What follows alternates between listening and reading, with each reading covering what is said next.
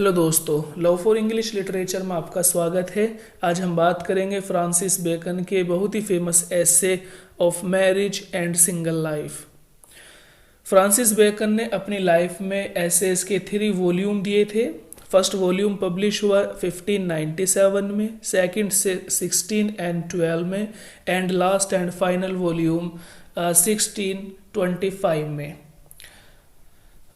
Francis Bacon ने अपने ऐसे के वो टॉपिक बनाए हैं जो लाइफ के लिए बहुत ज़रूरी हैं और एक आम आदमी को और एक पढ़े लिखे इंसान को सबके लिए ये टॉपिक काम करते हैं। जैसे कि हमारा आज का टॉपिक है कि एक शादीशुदा व्यक्ति और एक बिना शादीशुदा व्यक्ति दोनों के अंदर क्या डिफरेंस है, किन लोगों को शादी करनी चाहिए, किन को नहीं करनी चाहिए, और शादी कब करनी चाहिए, और लेडी कैसी होनी चाहिए, वाइफ कैसी होनी चाहिए, हस्बैंड कैसे होने चाहिए। ये ज़रूरी चीज़ें हैं जो फ्रांसिस बेकन ने इस एसे में डिस्कस किया है। ये टॉपिक आज भी हमारी लाइफ का बहुत इंपॉर्टेंट टॉपिक बना हुआ है, ख़ासकर स्टूडेंट के लिए, कि शादी कब करें और कैसी लेडी होनी चाहिए, और शादी करें या ना करें, शादीशुदा अच्छा रहना, शादीशुदा लोग अच्छे होते हैं या फिर कुंवारा रहना बेहतर है। तो क्या क्या हम शादी के बारे में सोचते रहते हैं, आज भी टॉपिक चलता है। लेकिन फ्रांसिस बेकन की भाषा में देखते हैं कि एक जो है एलिजाबेथन एज में क्या सोच थी शादी को लेकर। तो आइए ऐसे को शुरू कर लेते हैं। He that has wife and children has gives hostage to fortune. He that has wife, के जिसके पास बीवी हो एंड चिल्ड्रन और बच्चे हों, यानी जिस बंदे के पास में बीवी बच्चे होंगे, has given hostage to fortune, कि जिन लोगों के पास में बीवी बच्चे होते हैं वो फॉर्चून यानी किस्मत के सहारे चलते हैं।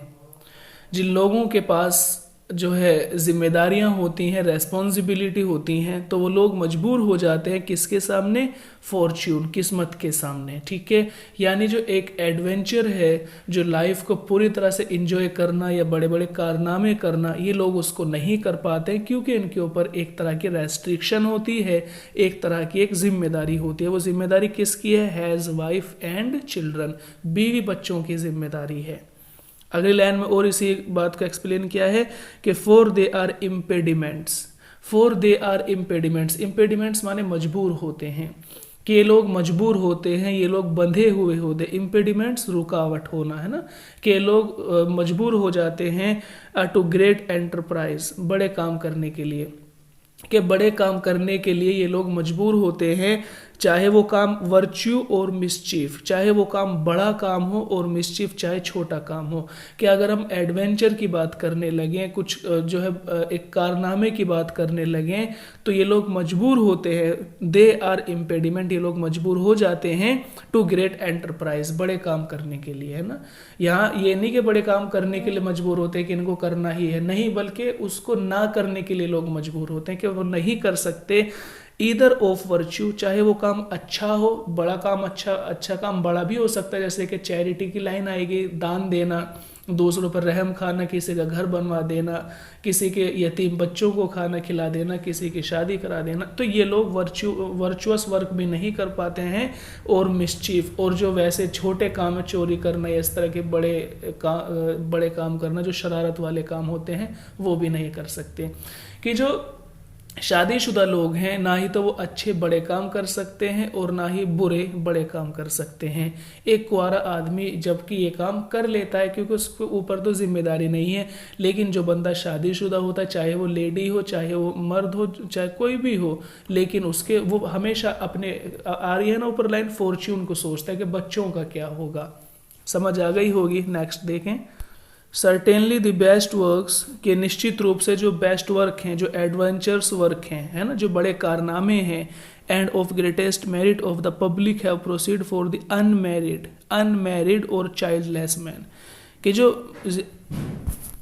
ज़्यादातर बड़े कारनामे हैं, बेस्ट वर्क यानी बड़े कारनामे, जो बड़े कारनामे हैं, एंड ऑफ ग्रेटेस्ट मेरिट, और जो बड़े बड़े काम हैं, जो बड़े बड़े कारनामे हैं, बड़े बड़े काम हैं, फॉर द पब्लिक, जो पब्लिक के लिए किए गए हैं, जो जनता के लिए काम किए गए हैं, have proceed from the unmarried, तो ज़्यादातर उनको अनमैरिड लोगों ने किया है, बिना शादीशुदा लोगों ने ये बड़े बड़े कारनामे किए हैं, और चाइल्डलेस मैन, या एक ऐसे आदमी ने किया है चाइल्डलेस, जिसके बीवी बच्चे ना हो।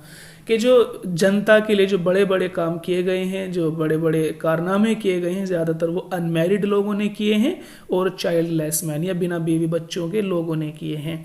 which both in affection and means have married and endowed the public। अब जिनके बीवी बच्चे कुछ नहीं होते तो वो लोग कैसे होते हैं? which both in affection, तो वो बहुत ही प्यार करते हैं, बहुत ही स्नेह रखते हैं, and means, और वो अपनी ज़िंदगी का मतलब ये समझते हैं कि have married, कि उन लोगों ने तो बस शादी की हुई है, एंड एंडोर्ड द पब्लिक, और पब्लिक को ही अपना वारिस माना हुआ है।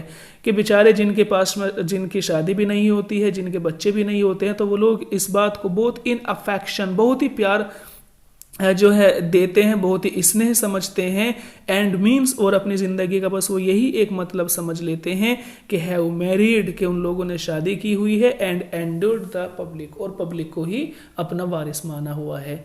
ठीक है दोस्तों, नेक्स्ट देखें। Yet it were great reason that those that have children, यहाँ अब शादीशुदा लोगों की बात आई है इन लाइन में, should have greatest care of the future time। Yet it were great reason, कि एक बड़ा कारण ये होता है, जो शादीशुदा लोग होते हैं ना उनके लिए बड़ा कह रहे हैं बड़ा कारण क्या होता है, क्यों नहीं कर पाते वो बड़े बड़े काम, उसके लिए रीज़न क्या है? It were a great reason, कि ये एक बड़ा कारण है, ये एक बड़ी वजह है, that those that have children, के जिन लोगों के पास बच्चे होते हैं, बीवी बच्चे होते हैं, जिम्मेदारियां होती हैं, तो वो क्या सोचते हैं? Should have greatest care of future time, तो वो हमेशा अपने भविष्य के लिए सोचते हैं, कि जिन बच्चों के पीछे औलाद होती है, उनकी जो है पीढ़ी चलती है ना, बच्चे होते हैं, जिम्मेदारियां होती है, तो वो हमेशा किस चीज़ के लिए सोचते हैं? फ्यूचर टाइम के लिए, कि वो हमेशा बाद के लिए सोचते हैं कि अगर मैं ऐसे कर लूँगा तो मेरे बाद क्या होगा, मेरे बच्चों का क्या होगा, मेरी वाइफ का क्या होगा, तो हमेशा वो लोग फ्यूचर के लिए सोचते हैं। On to which they know they must transmit their dearest pleasures, और इसीलिए फॉर विच, और इसीलिए दे नो, उनको ये बात पता होती है कि they must transmit their dearest pleas, और वो उनका जो नाम है, जो ये यानी जो शादीशुदा लोग हैं उनको जाना जाएगा, है ना, कि लोग उनको याद रखेंगे उनके नाम से, कि जो मैं हूँ ना, अगर मैं शादीशुदा हूँ अगर, तो मेरे बच्चों के वजह से मैं जाना जाऊँगा। मेरे बच्चे अच्छे होंगे तो ठीक है, और अगर मेरे बच्चे अच्छे नहीं होंगे तो फिर मुझे भी अच्छा लोग नहीं कहेंगे, है ना।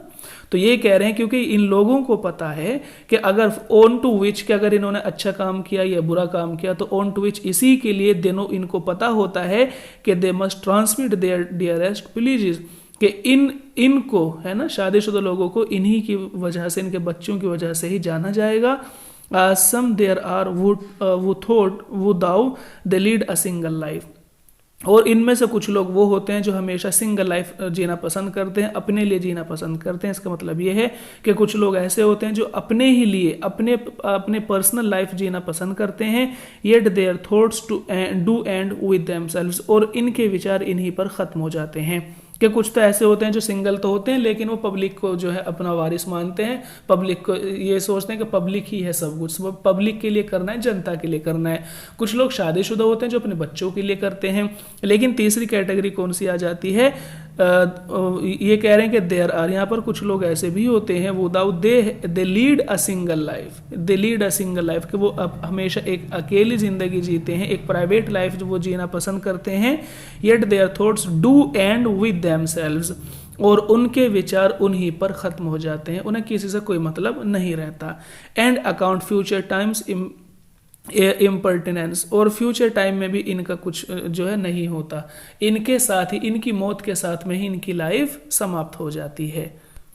और फोर्थ कैटेगरी कौन सी है वो बता रहे हैं कि nay there are some other that account wife and children but as bills of charges. देखिए बिल्स ऑफ चार्जेस आगे होगा समझ, कि देर आर सम अदर, के कुछ दूसरे ऐसे लोग भी होते हैं दैट अकाउंट वाइफ, जो अपनी बीवी को और अपने बच्चों को क्या समझते हैं?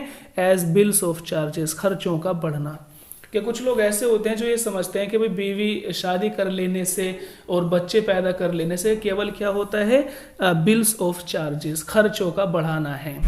अकेले रहेंगे तो 100 में भी खर्चा चल जाएगा, लेकिन अगर शादी, बहुत सारी शिकायत हम लोगों के साथ में ये रहती ही हैं आज भी कि यार अगर शादी करेंगे तो फिर तो पैसे बहुत ज़्यादा होने ज़रूरी होते हैं। अब तो मेरा काम 100 में चल जाता है, लेकिन मेरे लिए फिर कम से कम 300-400 तो होने चाहिए। तो इस तरह से ये लाइन कही है कि कुछ लोग ऐसे होते हैं जो शादी इसलिए नहीं करते क्योंकि उनको पता है कि अगर बीवी बच्चे होंगे तो एज बिल्स ऑफ चार्जेस, तो खर्चा बढ़ाना, इसके अलावा शायद कुछ भी नहीं है।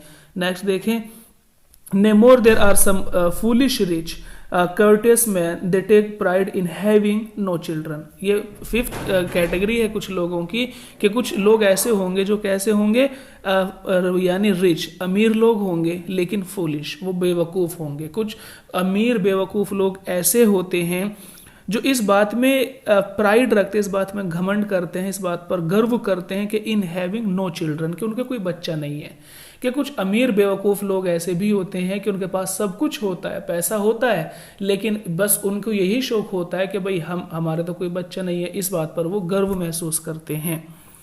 Because they may be thought so much the richer, क्योंकि उनको पता है कि अगर उनके बच्चे हो जाएंगे तो उनकी प्रॉपर्टी बट जाएगी, तो इससे उनकी प्रॉपर्टी पर जो एक बंटवारे का जो खतरा है वो मंडराता रहता है।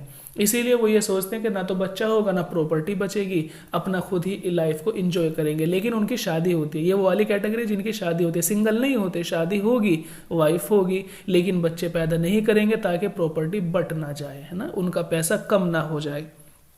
आगे देखें, for the perhaps they have some heard some talk such an one is a great rich man. ये कह रहे हैं कि जैसे कि फॉर परहैप्स के शायद इन लोगों ने they have heard some talk, कि किसी को बात करते हुए सुना होगा, कि ये लोग किसी को बात करते हुए सुन लेते हैं कि such an is great rich man, कि वो बंदा कितना अमीर लोग है, कि किसी को ये बात करते हुए सुना है कि वो बंदा कितना पैसे वाला है, कितना अमीर है, एंड अनदर एक्सेप्ट, और इसके अलावा कुछ और भी हो सकता है, या but he has a great charge of children, लेकिन उसको क्या है, उसके पास में बच्चे होते हैं, as it were an abatement to his riches, और ये जो बच्चे हैं, जो अमीर लोग हैं, इसके जो बच्चे होंगे क्या करेंगे, it were an abatement to his riches, इसके पैसों के लिए खतरा बन जाएंगे, इसकी प्रॉपर्टी के लिए एक बंटवारे का खतरा बन जाएंगे।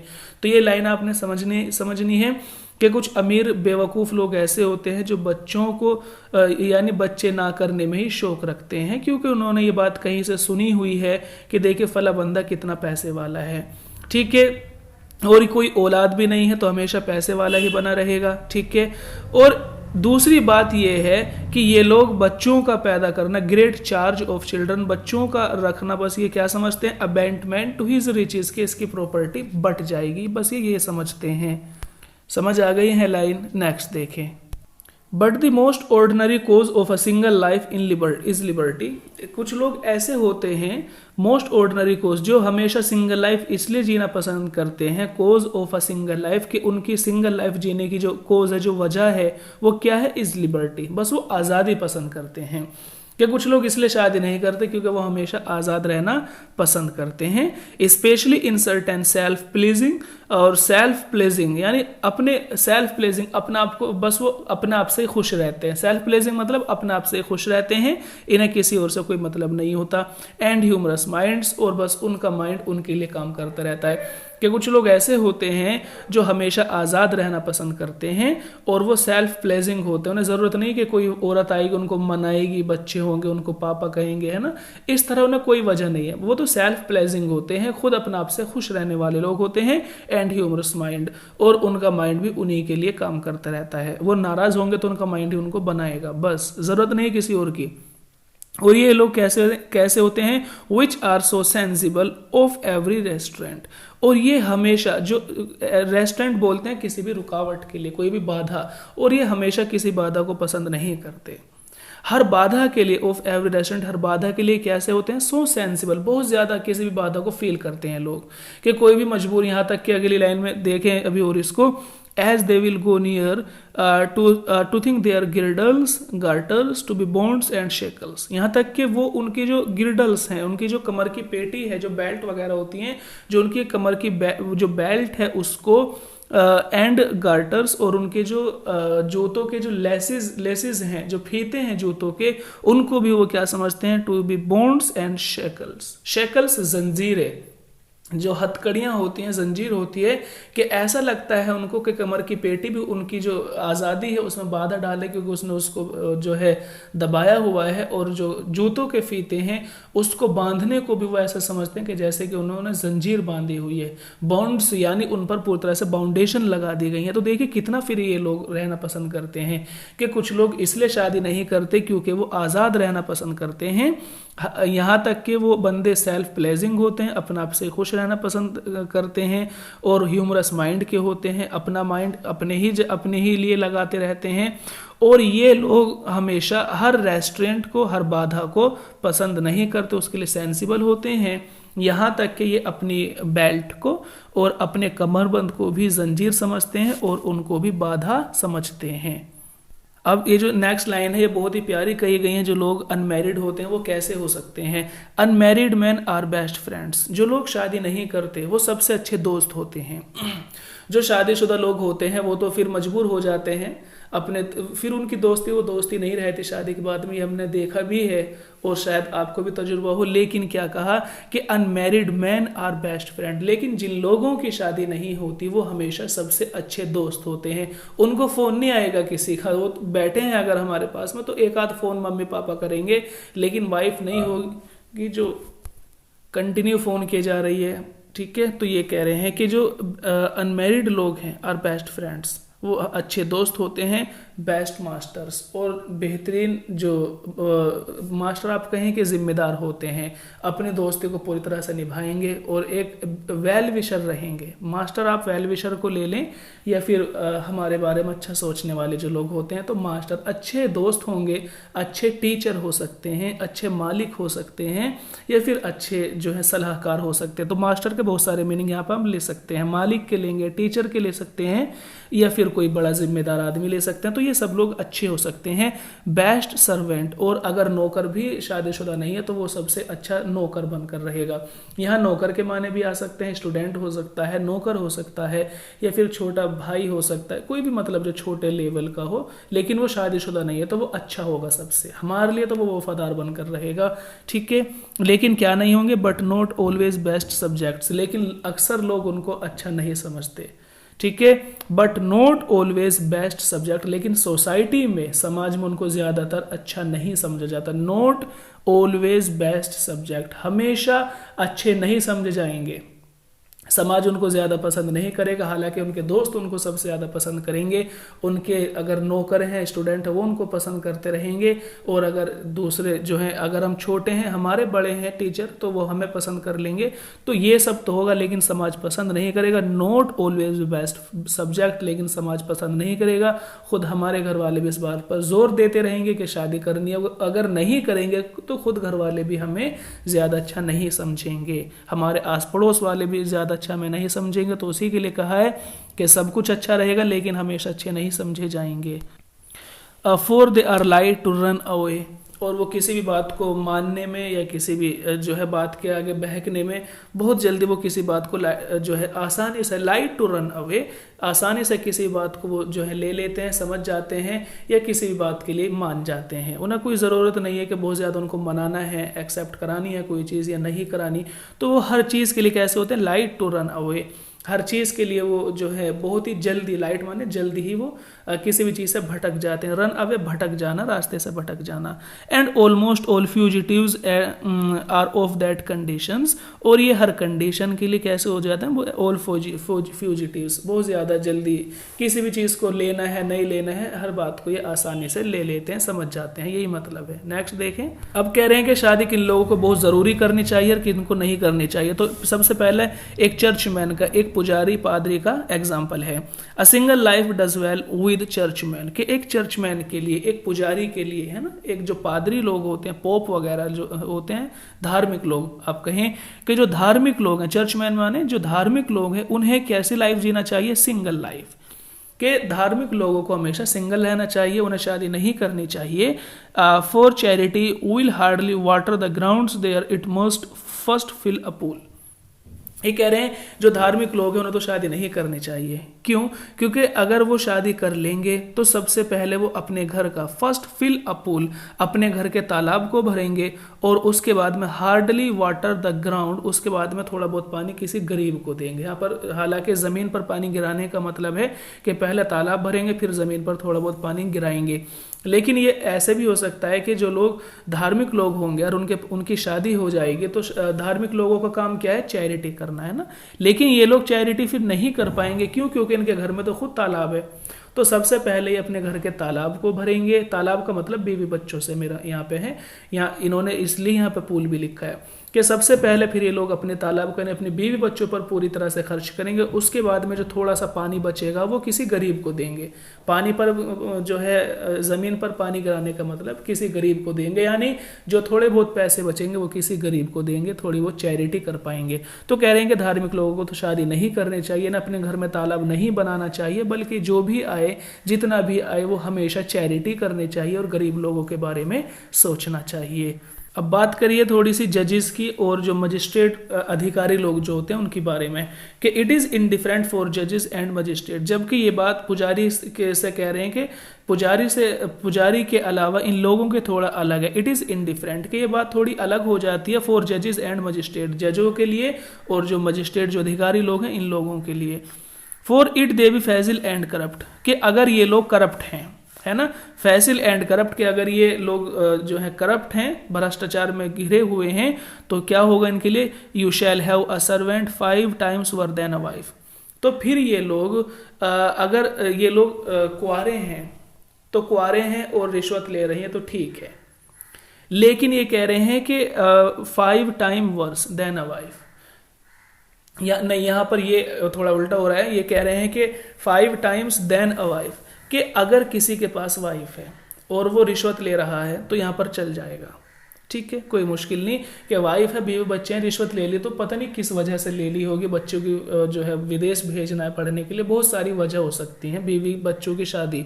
तो ये कह रहे हैं कि अगर कोई शादीशुदा बंदा क्या है, करप्ट है और फैसिल है, यानी रिश्वत ले रहा है और भ्रष्टाचार में घिरा हुआ है, तो कोई मुश्किल नहीं उसके लिए। लेकिन अगर कोई बंदा कुंवारा है, अनमैरिड है, तो अगर वो करप्ट और फैसिल है तो क्या है? You shall have a servant 5 times worse than a wife. यहाँ पर वाइफ के माने हैं बीवी बच्चे, कि फिर वो अनमैरिड पर्सन एक शादीशुदा बंदे से 5 गुना ज्यादा करप्ट हो माना जाएगा, ठीक है। कि अगर कोई जो है अनमैरिड पर्सन रिश्वत ले लेता है या किसी जो है जुर्म में गिरफ्तार हो जाता है, किसी भी तरह की कोई जो है यहाँ पर छेड़छाड़ करता है इन पदों के साथ में, या अपनी जो है अपनी पावर्स का जो छेड़छाड़ करता है, तो ये बंदा अनमैरिड बंदा 5 times worse than a wife, एक शादीशुदा बंदे से 5 गुना ज़्यादा जो है मुजरिम ठहराया जाएगा। क्योंकि वो कर किसके लिए रहा है? वो तो अनमैरिड है, ठीक है, तो वो किसके लिए कर रहा है? तो वो दोस्तों 5 गुना जो है मुजरिम ठहराया जाएगा। जबकि अगर कोई शादीशुदा बंदा कर लेता है तो उसके लिए इतनी बड़ी गुनाह नहीं है, क्योंकि वो हो सकता है किसी के लिए, मैंने कहा है कि बच्चों की शादी हो सकती है, बच्चों को विदेश भेजना है, बहुत कुछ हो सकता है। समझ आ गई है लाइन? नेक्स्ट देखें। फॉर सोल्जर्स, और अगर हम सिपाहियों की बात करें तो उनके लिए क्या है? I find the generals commonly in their hortatives put men in mind of their wives and children. तो यहाँ पर भी उसने वही बात की, क्योंकि पुलिस का काम और जो सेना का काम है उनका काम एडवेंचरस होता है ज़्यादातर। लेकिन जो लोग शादीशुदा होते हैं फिर उनके दिमाग में क्या रहता है कि put men in mind of their wives and children, के उनके माइंड में, है ना, उन लोगों के जो शादीशुदा लोग हैं उनके माइंड में हमेशा उनके बीवी बच्चे बने रहते हैं।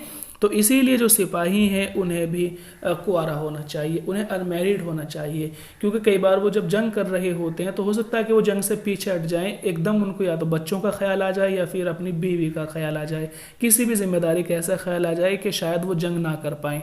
तो कह रहा है कि जो सोल्जर होते हैं तो उनके लिए भी यही है कि भाई वो शादीशुदा ना हो, क्योंकि अगर वो शादीशुदा होंगे तो put men in mind of their wives and children, तो हमेशा उनके दिमाग में उनके बीवी बच्चे चलते रहेंगे, जिससे कि वो एडवेंचरस वर्क नहीं कर पाएंगे, जंग नहीं लड़ सकेंगे। और समझाई है इस बात को। And I think the despising of marriage amongst Turkeys, जो तुर्क्स हैं उनके लिए makes the vulgar soldier more base, लेकिन ये कह रहे हैं कि अगर ये लोग शादी नहीं करेंगे, ये कह रहा है ना ऊपर के शादीशुदा लोगों के माइंड में भी बीवी बच्चे चलते रहेंगे, तो ये कह रहा है कि अगर शादी ना करें तो क्या होगा, कि अगर ये लोग शादी ना करें तो आई थिंक मुझे ऐसा लगता है कि डिस्पाइजिंग ऑफ मैरिज एमंगेस्ट, की जो शादी है उसको डिस्पाइजिंग यानी बुरा समझा जाता है, शादी को डिस्पाइजिंग ऑफ मैरिज, शादी को बुरा समझा जाता है एमंगेस्ट द तुर्क्स, तुर्कों के बीच में, जो तुर्की लोग हैं उनके बीच में शादी को बुरा समझा जाता है, घिनौना समझा जाता है। तो इससे क्या हो जाते हैं ये लोग, तुर्क लोग, मेक्स द वल्गर सोल्जर, तो यहाँ के सोल्जरों को कैसी बना देती है ये चीज़, शादी ना करने की वजह से कैसे हो जाते हैं सोल्जर, वल्गर, बहुत ज़्यादा वल्गर हो जाते हैं, मोर बेस, और बहुत ज़्यादा गिर जाते हैं, कि चूंकि तुर्कों में शादी, सिपाहियों की शादी नहीं कराई जाती है, तो इससे ये सोल्जर, यहाँ के सोल्जर बहुत ज़्यादा वल्गर हो जाते हैं और बेस हो जाते हैं, बहुत ज़्यादा नीचे गिर जाते हैं, हर काम कर जाते हैं जो तुर्क, क्योंकि उस समय तो तुर्क छाए हुए थे एलिजाबेथन एज में, इंडिया में भी यहाँ पर तुर्क उस समय शासन कर रहे थे 1500-1600 के आसपास। तो उसी को कहा है कि जो तुर्क हैं ये शादी को अच्छा नहीं समझते, इसीलिए जो इनकी सेना है वो बड़े बड़े काम कर जाती है ना, यहाँ पर वल्गर एंड मोर बेस, यानी हर घिनौने से घिनौना काम, हर बड़े से बड़ा काम ये लोग करते चले जाते हैं। Certainly wife and children are kind of discipline of humanity, अब बताया है कि सर्टेनली के निश्चित रूप से ये माना जाता है कि वाइफ एंड चिल्ड्रन के जो बीवी बच्चे इंसान के होते हैं वो किसी के लिए कोई बोझ बनकर नहीं आते, बल्कि क्या होते हैं, अ kind of discipline of humanity, कि जो इंसानियत का एक रूल, एक तरीका है रहने का, है ना, जो चीज़ें ज़रूरी हैं एक इंसान होने के नाते, जो डिसिप्लिन है, जो हमारे जीने के सिद्धांत है, जो जीने के तरीके हैं, वो बीवी बच्चों से इंसान में आते हैं। क्योंकि शादी के बाद में जो शादीशुदा लोग हैं वो बताते हैं कि शादी कर कर जो एक लाइफ का एक टारगेट है, एक गोल है, वो शायद मिल चुका होता है, बीवी बच्चों में इंसान लगा रहता है। अगर कोई 100% जो है करप्ट था शादी से पहले, तो अब शायद वो 50% बचेगा, जो पहले आवारा था अब वो शायद 10% आवारा बचेगा, बना रहेगा। तो शादी इंसान को एक डिसिप्लिन देती है, एक तरीका सिखाती है लाइफ का, कि आपको ये काम अब करने हैं और ये काम नहीं करने। शादी के बाद में बहुत सारे काम लोग खुद ब खुद ही छोड़ देते हैं कि बीवी बच्चे क्या कहेंगे, दूसरे लोग क्या कहेंगे। तो उसी को इसने क्लियर किया है कि सर्टेनली वाइफ एंड चिल्ड्रन, के बीवी बच्चे इंसान के लिए बोझ नहीं है, are a kind of discipline of humanity, बल्कि इंसानियत का जो एक तरीका है जीने का वो सब चीज़ सिखाती है शादीशुदा लाइफ, और बीवी बच्चे ये सब चीज़ सिखाती हैं, यानी डिसिप्लिन ऑफ ह्यूमैनिटी, जीने का तरीका सिखाती हैं, इंसानियत का, मानवता का जो एक सिद्धांत है, मानवता के जो नियम है वो सिखाती हैं। कह रहे हैं कि एंड सिंगल मैन, और जो सिंगल लोग होते हैं, though they are may be many times more charitable, तो ये लोग ज़्यादातर चैरिटेबल होते हैं। जो अकेले हैं, जो सिंगल लाइफ जी रहे हैं, तो ये लोग ज़्यादातर चैरिटेबल होते हैं। जो पैसा बेचारे कमाते हैं तो ये दूसरों को, अभी हमने पीछे लाइन पढ़ी थी कि जनता इनके लिए बहुत कुछ होती है, अगर गरीब आदमी ये कहीं देखते हैं तो उसको दे देते हैं, चैरिटी कर देते हैं या और भी कुछ। तो हमेशा जो सिंगल मैन है वो ज़्यादा चैरिटी करते हैं, ज़्यादा दान देते हैं, है ना, चंदा वगैरह ज़्यादा देते हैं।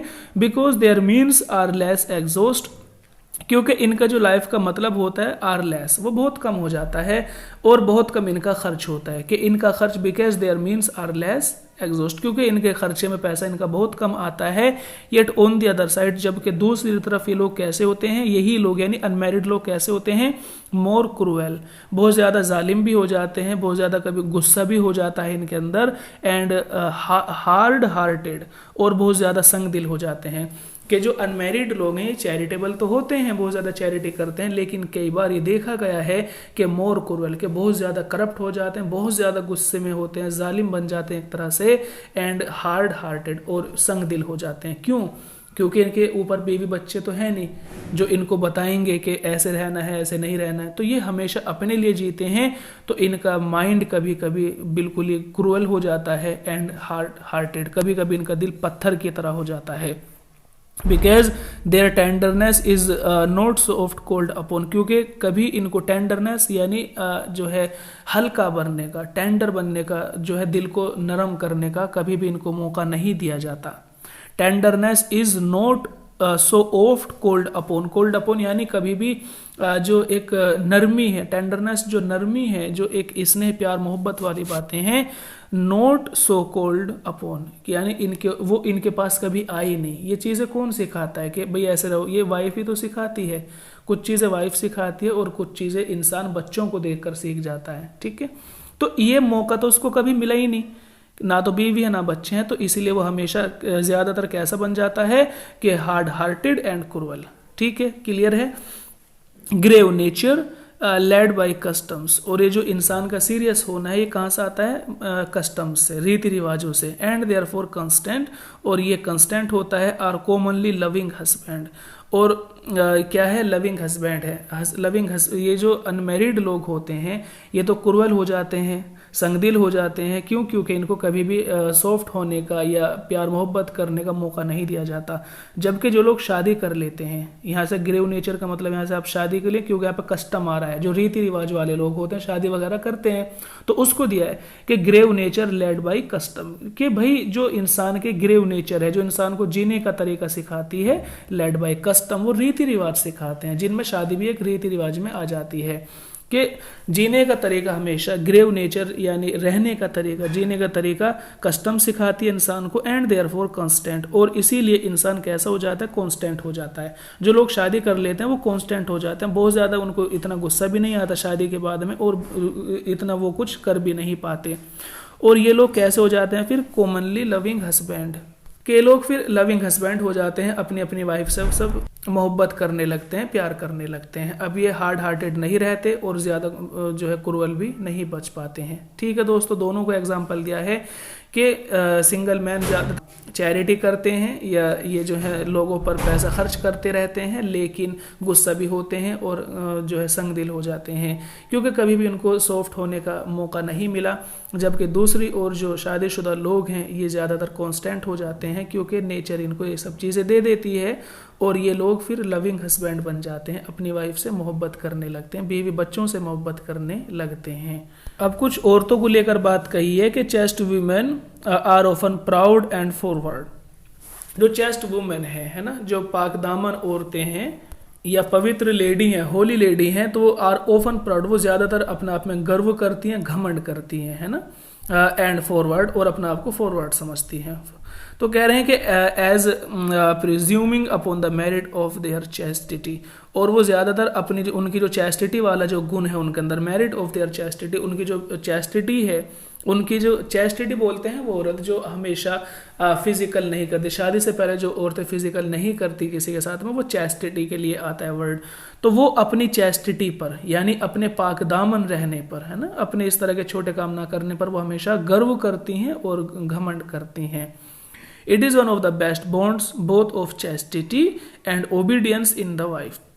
ये दोनों चीज़ें बहुत ज़रूरी हैं औरत के अंदर। एक तो चैस्टिटी है कि औरत जो है वो चैस्ट बनकर रहे अपने हस्बैंड के लिए, यानी किसी से शादी से पहले फिजिकल नहीं करना है, ये मतलब है। And obedience in the wife, और एक औरत के अंदर ओबीडियंस, बात को मानने वाली बात भी होनी चाहिए कि एक औरत को एक तो चैस्टिटी होनी चाहिए, उसके अंदर एक ओबीडियंस, यानी वो अपने हस्बैंड की बात को माने और उसकी फीलिंग को समझती रहे। ठीक है, तो ये दो चीज़ें हैं, चैस्टिटी होनी चाहिए औरत के अंदर, ओबीडियंस, है ना, यानी एक्सेप्ट कर ले वो हर चीज़ को, और अपने हस्बैंड की जो भी रेस्पॉन्सिबिलिटी होती है एक घरेलू लाइफ में उसको समझे। If she think her husband wise, अगर एक औरत को लगता है कि उसका हस्बैंड अक्लमंद है, अगर उसको लगता है कि उसका हस्बैंड अक्लमंद है, तो वो सब चीज़ें करती रहती है, चैस्टिटी भी रहेगी और उसके लिए ओबीडियंस भी बनकर रहेगी, यानी उसकी बात को भी मानती रहेगी। लेकिन which she will never do if she find him jealous, लेकिन अगर उसको लगता है कि उसका हस्बैंड जेलस है, उसका हस्बैंड उससे नाराज़ है या उससे जो है सही नहीं रहता, तो ये सब चीज़ें वहाँ पर ख़त्म हो जाती हैं। शी विल नेवर डू, तो फिर वो ऐसा कभी नहीं करेगी, ना तो वो चैस्टिटी दिखाएगी अपने हस्बैंड को और ना ही फिर वो जो है उसकी बात को मानेगी। अगर उसको पता चलेगा, if she find him jealous, अगर वो अपने हस्बैंड को नाराज़ देखती है या उसको अपने लिए सही नहीं मानती, तो फिर वो वहाँ पर चैस्टिटी नहीं दिखाएगी, वो कुछ भी कर सकेगी शादी के बाद भी। ठीक है, नेक्स्ट देखें। औरतों के लिए बहुत प्यारी बात कही गई है यहाँ पे, जो लोग शादीशुदा हैं उनको ये ज़रूर सुनना है कि wives are young men's mistress, कि जो औरतें हैं, जो लेडी हैं, जो हमारी वाइफ्स पत्नियां हैं, वो कैसी हैं? Young men's mistress. जब यानी एक इंसान जब जो जेंट्स है, जब वो जवान होता है, यंग मैन होता है वो, तो उसकी वाइव्स उसके लिए क्या होती हैं? वाइव्स आर मिस्ट्रेस, तो उसकी वाइव्स उसके लिए मिस्ट्रेस बन जाती हैं। जब आदमी जवान होगा तो उसकी वाइफ्स उसके लिए मिस्ट्रेस बन जाएंगी। मिस्ट्रेस के माने हालांकि रखेल के आते हैं, यानी बस जिनसे फिजिकल करना होता है, ना तो उनसे में इतनी मोहब्बत होती है ना ही कुछ नहीं, बस एक फिजिकल एक भूख होती है उसकी, वो वाली बात है जो जवानी के दिनों में ज़्यादातर होती है। तो कह रहे हैं कि wives are young men's mistress, के जो यंग मैन है, कि जब जो है मर्द जवान होता है, यंग होता है, तो उस समय वाइव्स किसका रोल अदा करती हैं? वाइव्स आर मिस्ट्रेस, तो उस समय मिस्ट्रेस का, एक रखेल का रोल अदा करती हैं। Companion for the middle age, लेकिन जब मर्द थोड़ा मिडिल एज में चला जाता है तो उस समय जो औरत है, अब वो जो मिस्ट्रेस वाला रोल तो खत्म हो गया, वो भूख वाली बात खत्म हो गई है, वो लस्ट वाली, अब ये औरत उसके लिए क्या बन जाती है? कंपेनियन। अब उसके दोस्त बनकर रहती हैं, उसके कंधे से कंधा मिलाकर चलती हैं और मुश्किलों में उसको मशवरे भी देती हैं और घर के काम मिलकर दोनों करते हैं। शुरू में मर्द इतनी वो नहीं लेता वाइफ की, अपनी खुद ही कर लेता, लेकिन जो बीच वाली लाइफ चलती है वहां पर दोनों का रोल होता है, वाइफ की भी पूरी बात मानी जाएगी और हस्बैंड की भी। कह रहे हैं कंपेनियंस फॉर मिडिल एज, के औरत जब आदमी बीच की उम्र में चला जाता है तो उस समय उसकी दोस्त बन जाती हैं। एंड ओल्ड मैन्स नर्स, और जब मर्द बूढ़ा हो जाता है तो उस समय वाइफ्स क्या बन जाती हैं? नर्स, उस समय बेचारी नर्स बन जाती हैं। ठीक है, ये सबसे बड़ी स्टेज होती है लाइफ के लिए, लाइफ की, कि जिसके बुढ़ापे में दोनों जिंदा रहेंगे। तो उस समय बुढ़ापे में ये जो लेडी है ये क्या बन जाएगी? उसकी नर्स बन जाएगी। हालांकि खुद भी बीमार है और हस्बैंड भी बीमार हो जाता है, लेकिन अपनी बीमारी की परवाह ना करते हुए अपने हस्बैंड की परवाह करती है, उसके हर ख्याल रखती है, पंखा झलती है, उसको मक्खियाँ उड़ाती हैं, दवाइयाँ देती है उसको, हालांकि खुद भी बीमार है लेकिन फिर भी दवाई हस्बैंड को देती है। तो बहुत प्यारी लाइन है ये इस ऐसे की।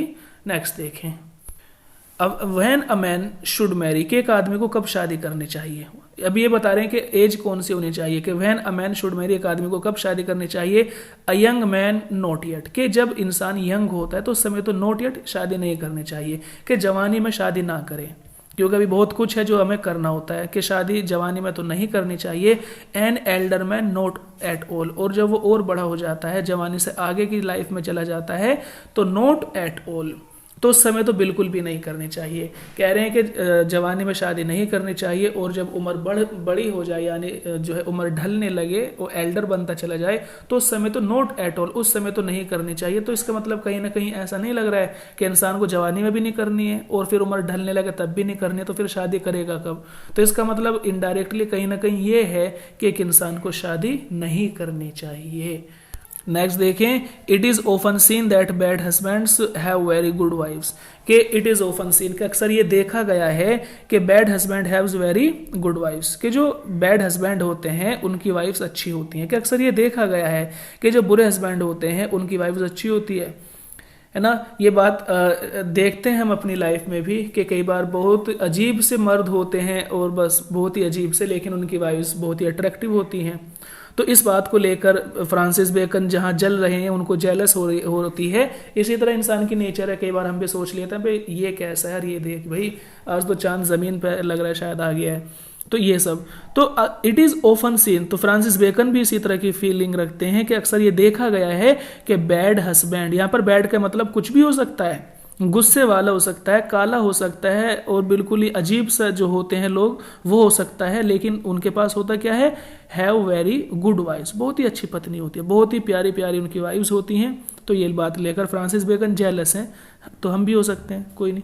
खैर, whether it be that is it raise the price of their husband's kindness when it comes, ये कह रहे हैं। और ये बात है ना, ये बात जो है ना उनके हस्बैंड के, अब वो खुद तो बेचारा ऐसा ही है लेकिन उसकी वाइफ बहुत अच्छी है, तो ये बात क्या करती है? इट रेजेस, ये बढ़ा देती है the price of their husbands kindness, इन मर्दों की जो एक करप्शन है, इन मर्दों के अंदर जो एक तरह का संगदिली है, गुस्सा है, तो इसके प्राइस को ये बात बढ़ा देती हैं, यानी इनका घमंड बढ़ा देती हैं। व्हेन इट कम्स, जब ये आती हैं। और that the wives take a pride in their patience, और जो वाइव्स हैं ये क्या करती हैं? Take pride in their patience, ये पूरी तरह से पेशेंस रखती हैं।